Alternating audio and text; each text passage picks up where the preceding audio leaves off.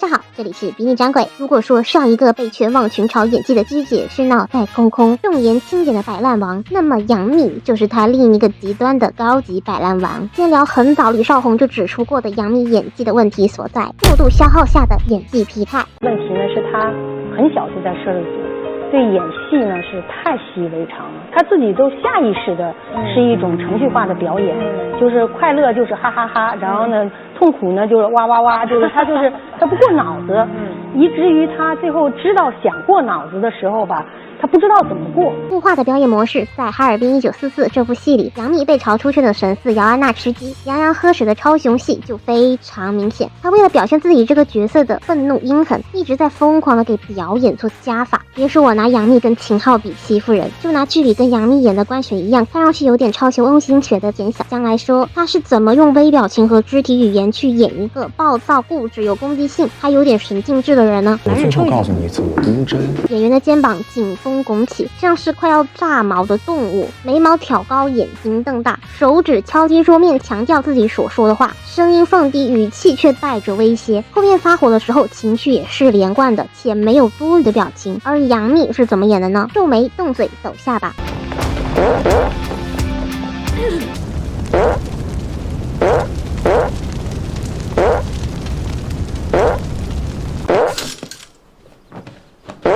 你找什么呀？什么时候了，他们还敢撒谎？为什么要杀日本人？我没杀你！一个按年龄算都可以叫老戏骨的演员，犯的都是一些去上演综会被张颂文、尔冬升、郝蕾轮番炮轰的错误。用嘴演戏，把词说了以后，做一个很肤浅、很表面的表情，看得出来自己的问题所在，但没有时间去学习。这就是为什么《哈尔滨1944》里所有角色大家都很自然、很贴合角色本身，所有角色的活都已经进去演员身体的时候，观众突然发现，有一个人在演，就感觉杨幂跟其他演员都不是在一个图腾里的。早期频繁的压戏，4个月拍5部戏，1年11部戏，让杨幂在一个人最应该感知世界、观察生活的年龄段里，陷入了一种机械作业的流程里，连吃饭睡觉都要挤时间，就更别指望她像郝蕾说的那样，要去观察卖鱼卖菜的人，体验生活，走入群众中，自然她就更谈不上沉下心来琢磨角色内核，精于塑造角色本身了。杨幂后来接受采访有说过，亚戏是因为她觉得自己没有机会。你没有怀疑过自己这样的选择其实是不对的？知道我在做什么，我要做好，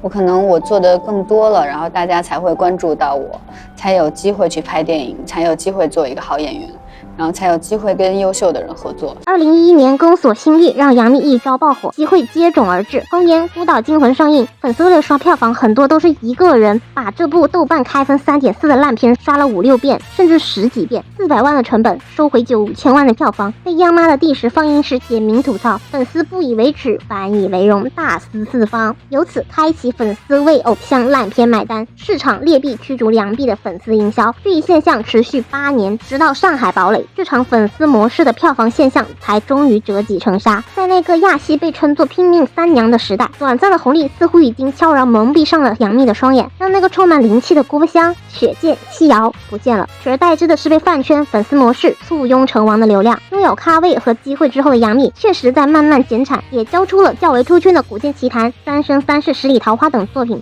可也仅限于此。《三生三世十里桃花》之后，关于杨幂作品演技的讨论从褒贬不一变成了负面占多，说一句话抿一下嘴，扭来扭去的小动作，含糊不清的台词，戒掉情绪。我基本上会跳过情绪化中间情绪化的这个过程。先说明上述言论的语境是杨幂在聊如何排解被黑带来的负能量，我不会去曲解她分享这个经验的出发点。在某种情景下，适当戒掉情绪会帮助我们生活、学习、工作，减少掉不必要的内耗。但我想说，戒掉情绪也是杨幂演技退步、仪态化的元凶之一。她并不是所有情绪都演不好。杨幂在《哈尔滨1944》里演的最好的，表演痕迹最弱的就是感情戏。8年后，关雪遇见有好感的救命恩人，也就是剧里的男主卓文。他先是觉得这个人有点眼熟，带着疑惑的上下打量，回忆涌上心头的恍悟，陷入回忆的沉思，重见故人的欣慰酸楚。面对外人的克制，最后转身是有些不舍，移开眼睛的一瞥。被刺杀后，他心里知道男主不简单，但依旧跟男主求抱抱。他一边告诉男主忘记这个拥抱，一边又放任自己沉浸在这片刻的温暖里，哪怕自己很狼狈，哪怕他知道这可能是一场感情骗局。他对男主卓文超出理智的信任，被师父训斥时关雪知错不认错的倔强委屈，他都演得很到位。不难看出，常年在古偶现偶里打转的杨幂拥有自己的舒适区，但一旦到非感情的，他没有体会过的，需要他自己用功琢磨角色情绪的时候，杨幂就不知道怎么去演好关雪这个角色了。所以他表达的方式又回归到了生气就瞪眼吼叫摔东西，怀疑就沉思斜眼凝视，难过就啪嗒啪嗒掉眼泪，需要交际的时候就扭，又陷入到了这种固有的表演模式。说白了，他只拥有关雪这个角色的碎片而已。这对于请了表演老师每天在现场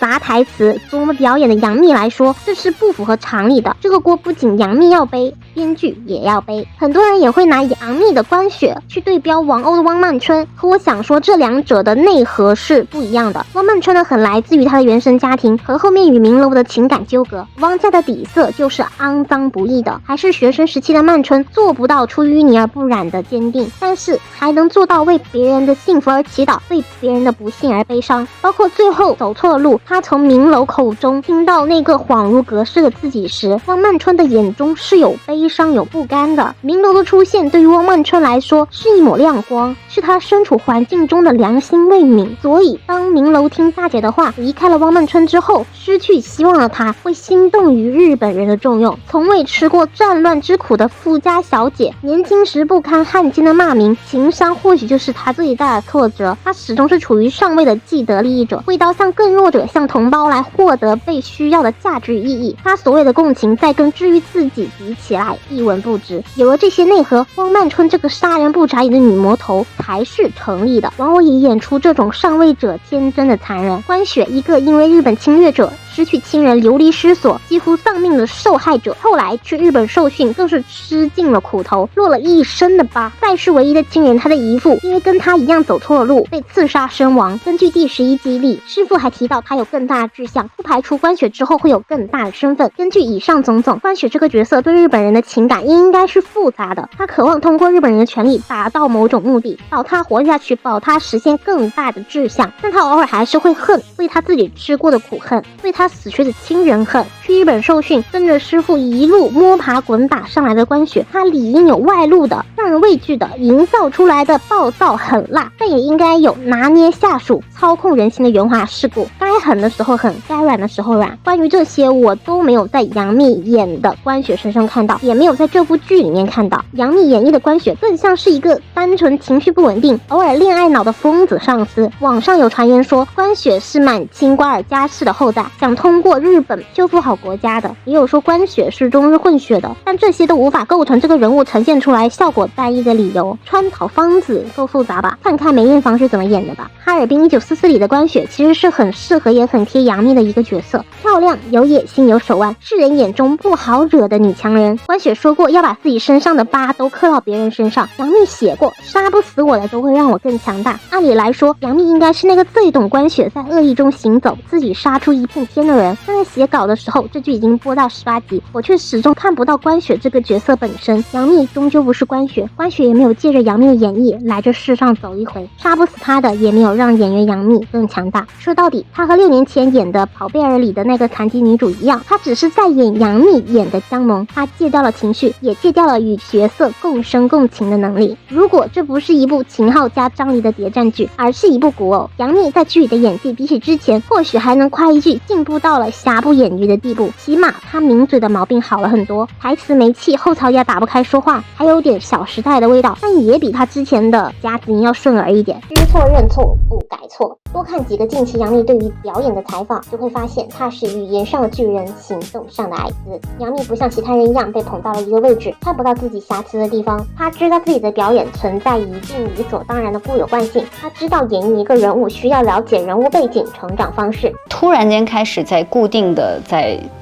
惯性思维去做一件事情和去处理一件事情的时候，你会觉得那是不对的。现阶段正在推翻和正在打碎重组，因为你要足够了解这个人物的背景，他从小是怎么样成长的，他的成长方式不是那么单一、那么简单的一个事情，所以是基于这个来尝试其他的表演方式。杨幂她知道怎样的表演是更好的，也知道自己可以努力改变的点，但是她更知道怎么用几句话去做营销，从中获得最大的关注度和最大的话题量，让粉丝们感动于她的努力，让路人好奇于她的转型，跟她以前不断压戏说是为了让人家看到我是一样的逻辑。比起哈尔滨1944里的女反一，杨幂更像是她自己演员之路上的反派，自有一套旁人不理解的逻辑，她理解别人的质疑，她知道怎么改变，但是你觉得我不需要观众来操控我的人生。她近年经常强调自己做很多事情都不会回应，不会解释，就像她计较情绪一样，我演给你看就好了，至于观众看的喜不喜欢，表面上说赌不在乎，其实心里非常在乎，这就造就了她极其拧巴的心理。她甚至有点在跟观众赌气的意思，就像她对张大大说的话，你真的觉得别人会关心你吗？你凭什么要求别人理解你的辛苦？当时很多人都夸杨幂这句话是人间清醒，她这句话单摘出来是对的，不要过度要求别人的共情，可放到朋友用心在倾诉自己辛苦奋斗的对话里，就显得有那么一点凉薄。杨幂给我的感觉很像是高三教室里那个最早来最晚走，把提分技巧背得滚瓜烂熟，天花乱坠，口号喊得很响，但成绩始终不好的学生，就是在做一些无效努力。你说他不努力吧，他也肯扮丑，各种采访你总能感觉他演戏是能讲出个1、2、3、4、5、6来的，比那些脑袋空空的演员要好不少。那你说他努力吧，他努力的结果又很难让你说他努力了。这次网上对杨幂的嘲讽声其实是有些过大了的，哈尔滨1944和杨幂都没有那么差，她的进步是显而易见的。大家如此诟病的原因，更多的是要等一个出道多年的演员还在蹒跚学步的进步。如果杨幂是耶夫这样出道几年演技一直被骂之后有看得见的进步，哪怕是宝宝学步般的进步，粉丝和路人也是会一样买账。毕竟内娱现在这种环境，杨幂她实在是耍观众耍了太多次了，她的进步还是基于大退步之后的进步，跟过往6、7年前的她比起来进步不少，跟10几年前的她自己比起来沉如散如。如坐针毡，如芒刺背，如鲠在喉。我对杨幂是有西瑶滤镜的，太温柔太美好太白月光了，郭襄也真的很灵很灵。这次我是不抱希望去看的，倒还有点惊喜。其实只要还想做一个好演员，30+再出发也不是什么坏事。我打心底里还是非常希望杨幂以后能交出更好的作品的。好了，这期视频就到这里，地道和百里香龟，我是晶晶，我是诺诺。如果觉得这期视频还可以的话，就请1键3连支持一下阿婆吧，求你们了！我们下期再见。